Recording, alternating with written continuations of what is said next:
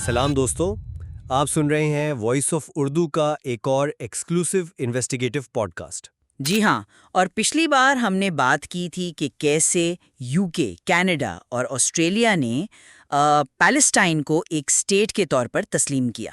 बिल्कुल, तो आज उसी टॉपिक को थोड़ा आगे बढ़ाएंगे और देखेंगे कि इटली में क्या हो रहा है। वहाँ हालात काफ़ी बिगड़े हुए लग रहे हैं, क्योंकि इटली की सरकार ने अभी तक पैलेस्टाइन को एक देश की तरह नहीं माना है और इस बात पर वहाँ ज़बरदस्त हंगामा, बल्कि कह सकते हैं कि हिंसा, वॉयलेंस शुरू हो गई है। हाँ, खबरें आ रही हैं कि कई बड़े शहरों में और खासकर मिलान में सिचुएशन काफ़ी सीरियस है। लोग सड़कों पर हैं, पुलिस से झड़पें भी हो रही हैं। जी, और ये सब शुरू हुआ जब इटली के प्रधानमंत्री जॉर्जिया मेलोनी ने साफ कह दिया कि वो अभी फ़लस्तीन को एक आज़ाद देश की हैसियत से तस्लीम नहीं करेंगी। तो आज का जो बड़ा सवाल है, जो डिबेट का पॉइंट है, वो ये है, क्या मेलोनी सरकार का ये फैसला सिक्योरिटी और अमन के लिए ज़रूरी है? क्या ये एक सोच समझकर उठाया गया कदम है, या फिर ये एक ऐसी जिम्मेदारी से मुंह मोड़ना है जो शायद दुनिया और इंसानियत के नाते बनती है? मैं समझता हूँ कि मौजूदा नाजुक हालात में सरकार का ये एहतियात वाला रवैया ये ज़रूरी है। मैं इस बात से पूरी तरह इत्तेफाक नहीं रखती। मेरी नज़र में इटली में जो हो रहा है वो अवाम की आवाज़ है।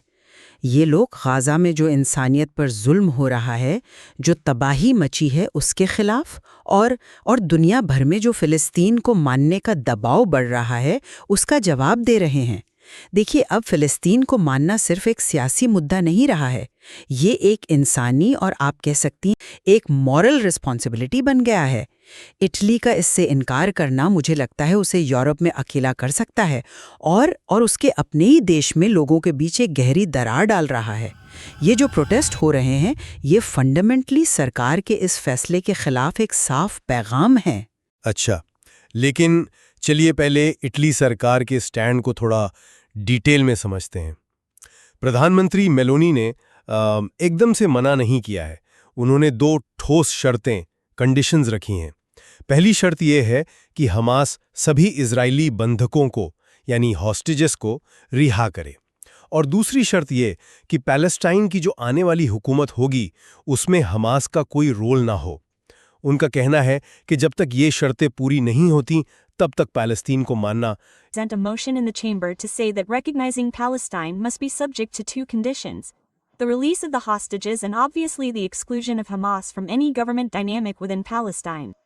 ये एक तरह से झूठी तसल्ली, एक फॉल्स सेंस ऑफ रेजोल्यूशन देना होगा, और ये वक्त से पहले प्रीमेच्योर कदम होगा। मुझे लगता है कि ये एक जिम्मेदाराना सोच है।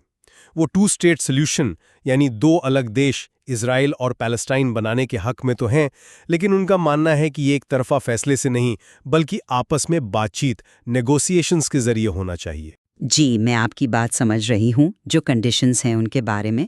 लेकिन ज़रा दूसरे एंगल से देखिए ना।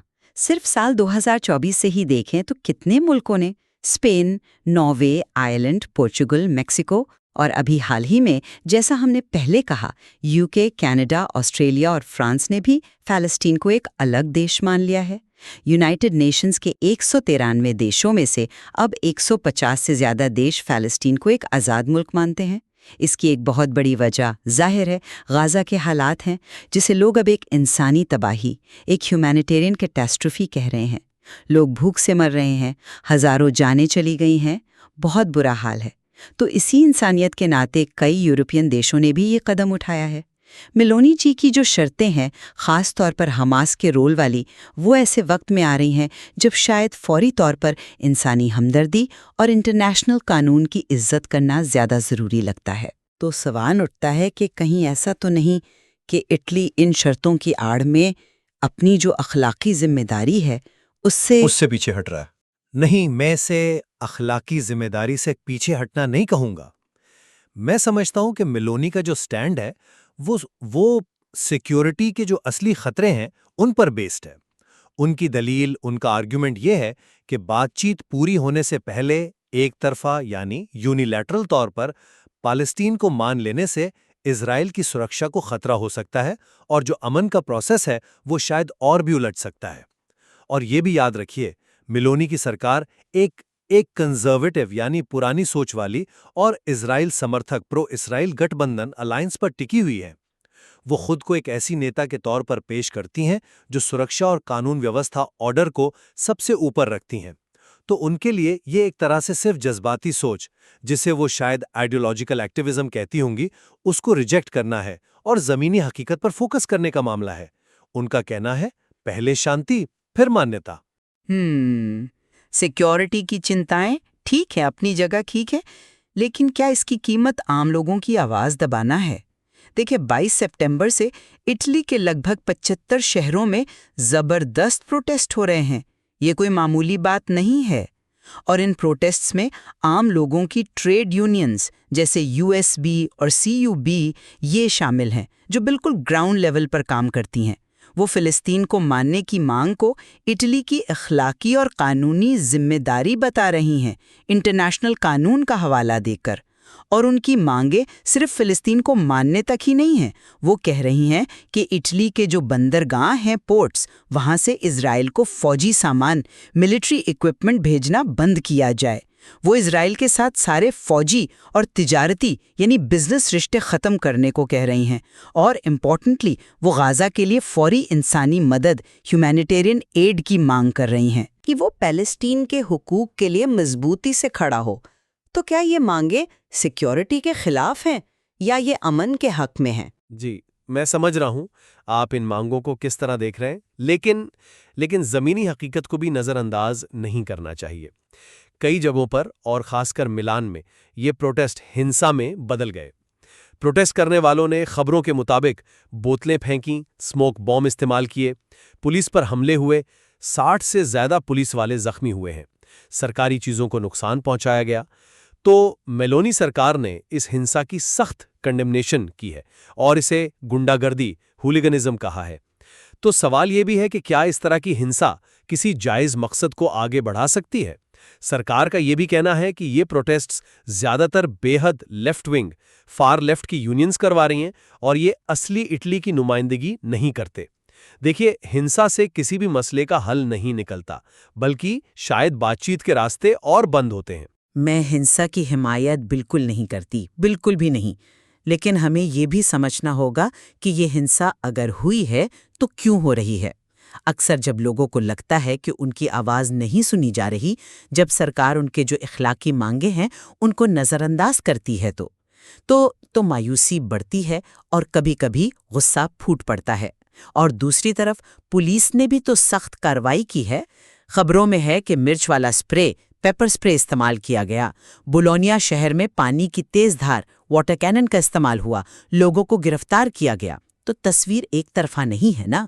रोम में शांति से धरने भी हुए, नेपल्स में शांति से मार्च भी निकाले गए।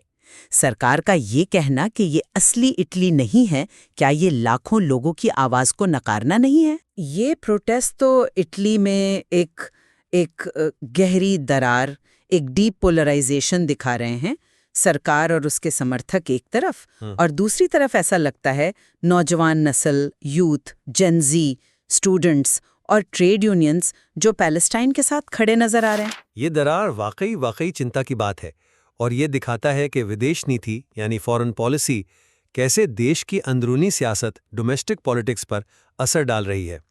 लेकिन इसका हल शायद फौरी तौर पर एक ऐसे कदम में नहीं है जिसके नतीजे, जिसके कॉन्सिक्वेंसेस पूरी तरह पता ना हो।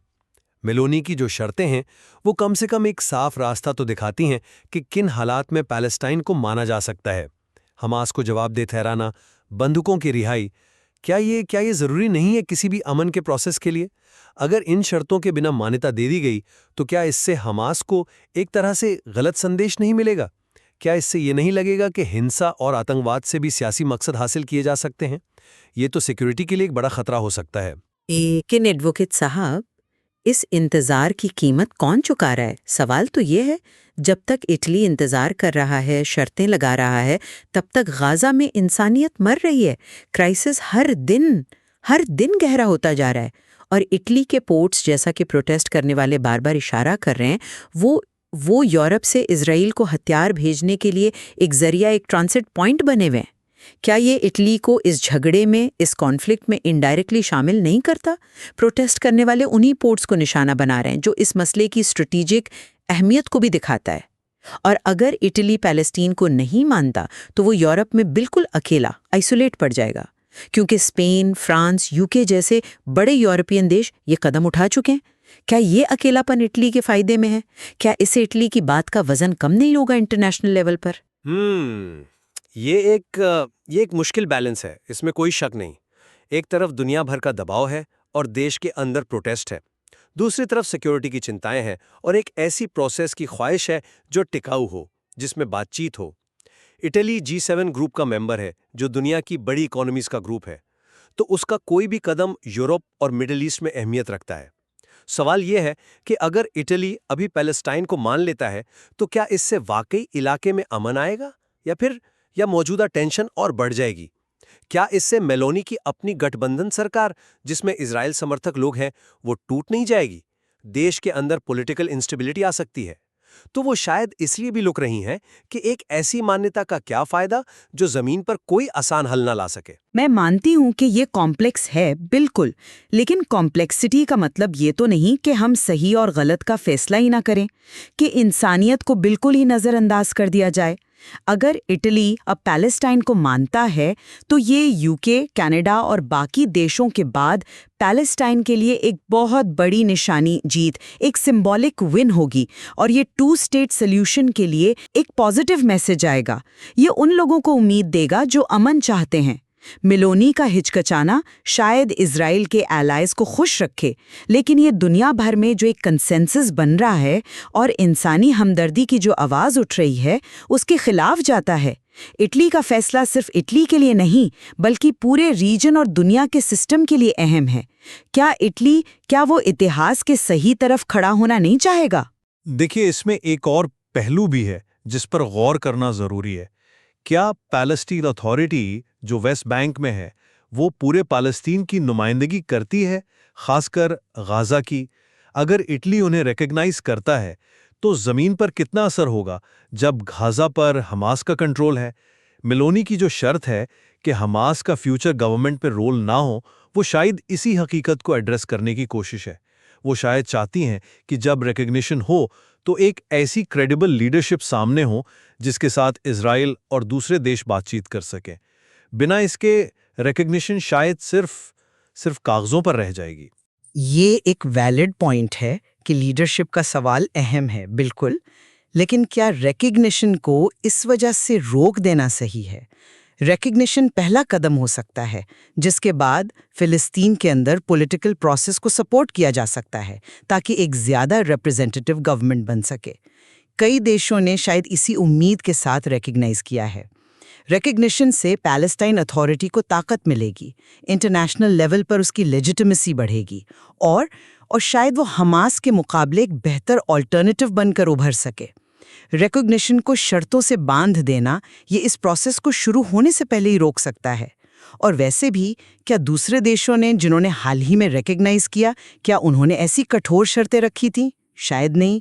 तो इटली इतना अलग क्यों है? हर देश अपनी फॉरेन पॉलिसी अपने नेशनल इंटरेस्ट और अपनी सिक्योरिटी के हिसाब से बनाता है। इटली की लोकेशन मेडिटेरेनियन में उसे मिडल ईस्ट के डेवलपमेंट्स के लिए खास तौर पर सेंसिटिव बनाती है। शायद इसलिए वो ज़्यादा एहतियात बरत रहे हैं। उनका इजराइल के साथ भी लंबे समय से एक स्ट्रेटेजिक पार्टनरशिप है।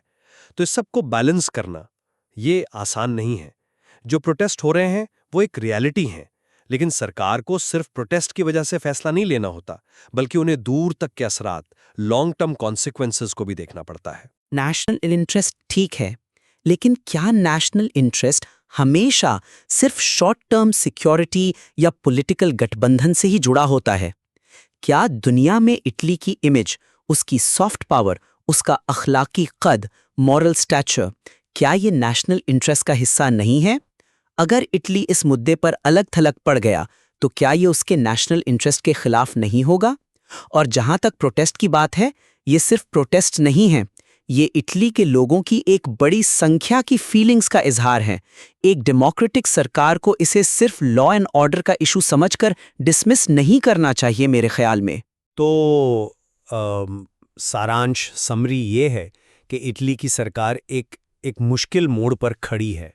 एक तरफ पैलेस्टाइन को मानने का बढ़ता हुआ दुनिया भर का और देश के अंदर का दबाव है, जिसे इंसानी हमदर्दी और इंटरनेशनल कानून की बुनियाद पर सही ठहराया जा रहा है।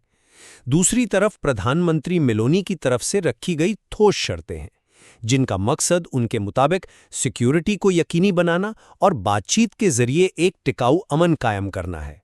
उनका मानना है कि वक्त से पहले मान्यता देना मसले का हल नहीं, बल्कि शायद उसे और उलझा सकता है। और मेरा सारांश ये है कि इटली में जो ये ज़बरदस्त प्रोटेस्ट हो रहे हैं, ये सिर्फ एक वक्ती रिएक्शन नहीं है। ये लोगों की गहरी अखलाकी बेदारी, एक मॉरल अवेकनिंग और सरकार की विदेश नीति से नाखुशी का इजहार है। गाज़ा की इंसानी तबाही को नज़रअंदाज नहीं किया जा सकता। फ़लस्तीन को फौरी तौर पर मानने की मांग सिर्फ एक सियासी नारा नहीं, बल्कि एक इंटरनेशनल जिम्मेदारी और इंसानी हमदर्दी की पुकार है। इटली का फैसला न सिर्फ उसकी दुनिया भर में इज्जत, उसकी ग्लोबल रेप्यूटेशन पर, बल्कि उसके अपने समाज के फ्यूचर पर भी गहरा असर डालेगा। ये देखना वाकई दिल दुखाने वाला है कि कैसे एक दूर दराज इलाके की इंसानी तकलीफ यानी गज़ा के जो हालात हैं वो इटली जैसे देश की सड़कों पर इतनी गहरी नफरत और टकराव कॉन्फ्लिक्ट की वजह बन रही है। हाँ, ये हमें याद दिलाता है कि हम सब कहीं ना कहीं किसी ना किसी तरह एक दूसरे से जुड़े हुए हैं।